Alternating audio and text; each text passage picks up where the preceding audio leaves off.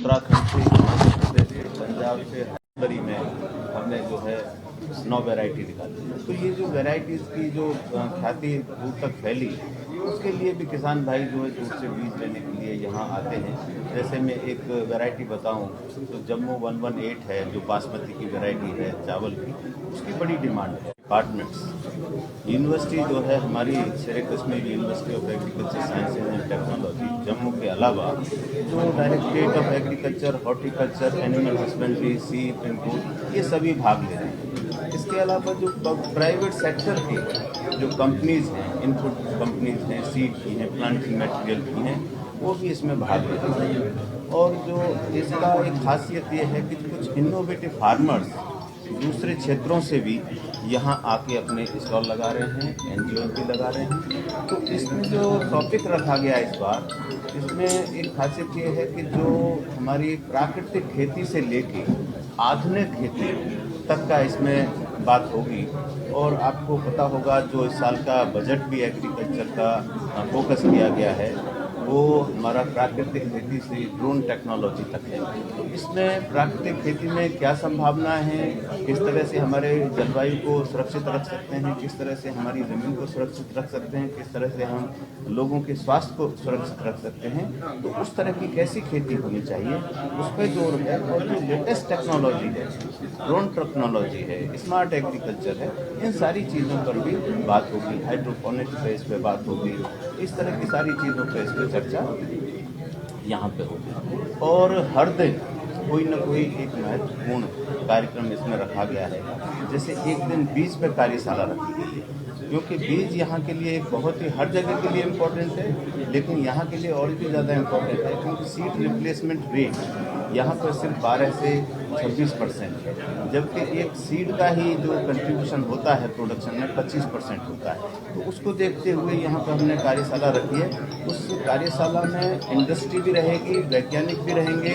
हमारा एक वीट और बार्ले का इंस्टीट्यूट है, उसके डायरेक्टर आ रहे हैं। आईसीआर का एक इंस्टीट्यूट है सीड का मऊ में, यूपी में, वहाँ के डायरेक्टर आ रहे हैं। और ऐसे ग्रोवर्स भी, जो किसान हैं वो ग्रोवर्स भी आ रहे हैं, इंडस्ट्री भी आ रही है। तो कैसे सीड सस्टेनेबिलिटी इस क्षेत्र में लाई जाए, एक दिन उस पर चर्चा होगी। दूसरा, यहाँ के लिए एक महत्वपूर्ण चीज़ है मधुमक्खी पालन। और छोटे किसान हैं, कम जोत है, तो उनके लिए ऐसा एक व्यवसाय है कि बिना ज़मीन के भी किसान भाई अपनी आमदनी ले सकते हैं। तो मधुमक्खी पालन पे एक दिन की कार्यशाला रखी गई है, और उसमें बी बोर्ड ऑफ इंडिया है भारत सरकार का, उनके माध्यम से इसको रखा गया है। पिछले साल भी मैंने चर्चा की थी कि किसान की आमदनी को बढ़ाना है, उसमें प्रोसेसिंग, वैल्यू एडिशन और मार्केटिंग पर जोर देना होगा। और यहाँ तक कि हमारा उत्पाद सिर्फ देश में नहीं, विदेशों में भी जाए, इस पर जोर देना होगा। इसके लिए एपीडा के माध्यम से एक दिन की कार्यशाला रखी गई है कि किस तरह से यहाँ के किसान हैं, क्योंकि जो संभावनाएं यहाँ हैं दूसरे क्षेत्रों में नहीं है। मैं जम्मू कश्मीर की बात करूँ तो यहाँ की जो जलवायु है वो हर तरह की जो पूरे वर्ल्ड में मिल सकती है, वो यहाँ पे है। ट्रॉपिकल है, सब ट्रॉपिकल है, ड्राई एरियाज हैं, कोल्ड डेजर्ट है। तो हर तरह का यहाँ पे जलवायु है। यहाँ जीरा हो सकता है, यहाँ सैफरन हो सकती है, यहाँ पे लेमन ग्रास हो सकती है, ओलिव हो सकता है, लेवेंडर हो सकता है। तो उन तरह की चीज़ों को किस तरह से हम प्रोसेसिंग करें, किस तरह से वैल्यू एडिशन करें, किस तरह से पैकेजिंग करें, इन सब चीज़ों पे यहाँ पर चर्चा होगी।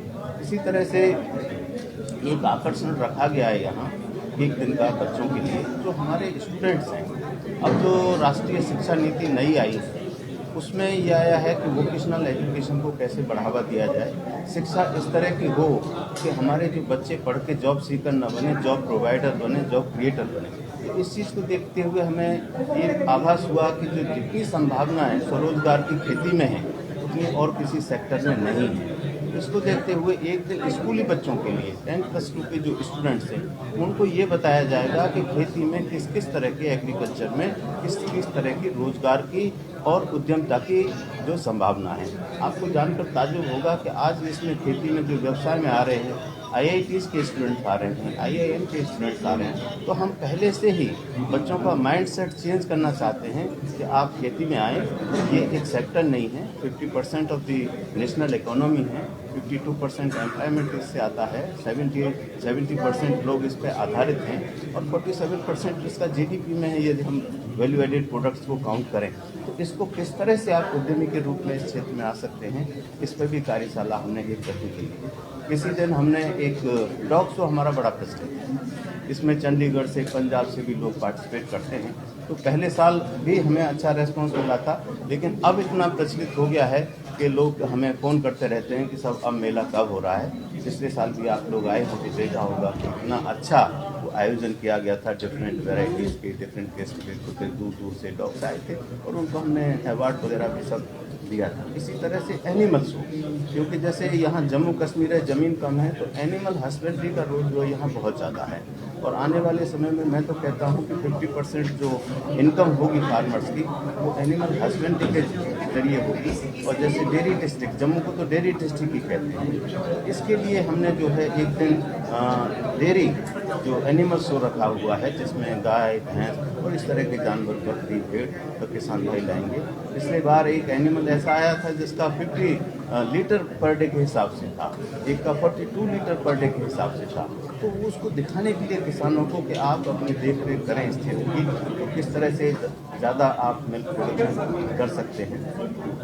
इसी तरह से एक अलग हमने प्रयोग इस साल किया है।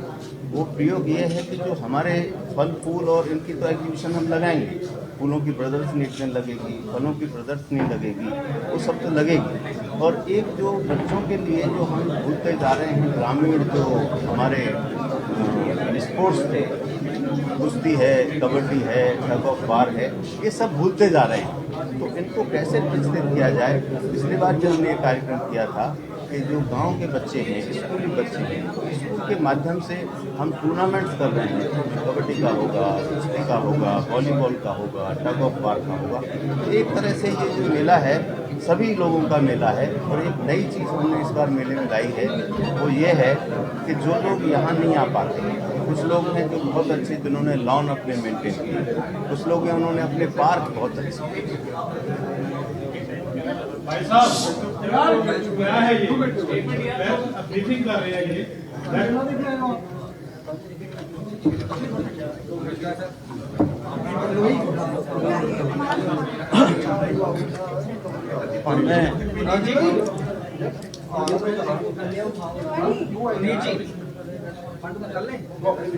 जैसे आप डिसाइड करें ना।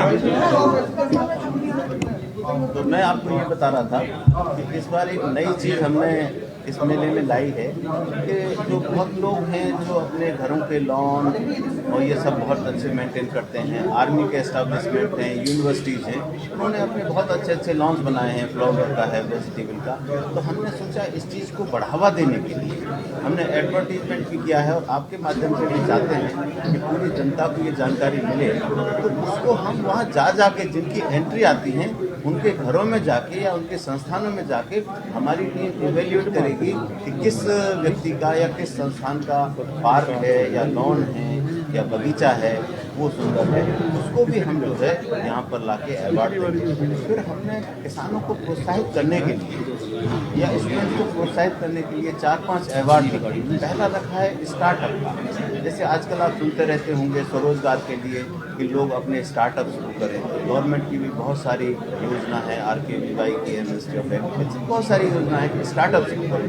तो 2 स्टार्टअप को जो बेस्ट हैं उनको यहाँ अपने मन से हम उनको स्वागत करेंगे, उनको सम्मानित करेंगे। कुछ स्टूडेंट्स हैं जिन्होंने देश का नाम ऊंचा किया है, प्रदेश का नाम ऊंचा किया है, उन स्टूडेंट को भी हम उस अवसर पर सम्मानित करेंगे। फिर कुछ डेयरी के फार्मर्स हैं या और व्यवसायों में हैं, उनको भी सम्मानित करेंगे। और उसके अलावा कुछ जो इनोवेटिव फार्मर्स हैं जो यहीं से नहीं पूरे देश से आ रहे हैं, उत्तर प्रदेश से आ रहे हैं, मध्य प्रदेश से आ रहे हैं, दिल्ली से आ रहे हैं, जिन्होंने राष्ट्रीय स्तर पर अपनी एक पहचान बनाई है, उनको पद्मश्री से भी सम्मानित किया गया है। तो हमने उनको बुलाया है और बुलाने का आशय ये है कि वो अपने अनुभव मंच से और किसानों को बताएं जिससे कि और भी किसान उनसे जो है मोटिवेट होके, प्रेरित होके अपनी कृषि में उस तरह का परिवर्तन ला सके, जिससे उनकी भी आमदनी उन किसानों की तरह और भी आगे बढ़े। कुछ एफपीओ हैं जो हमने बनाए हैं, फार्मर प्रोड्यूसर ऑर्गेनाइजेशन हमने बनाए हैं, तो उनको भी जो अच्छा काम कर रहे हैं उनको भी हम मन से सम्मानित करेंगे।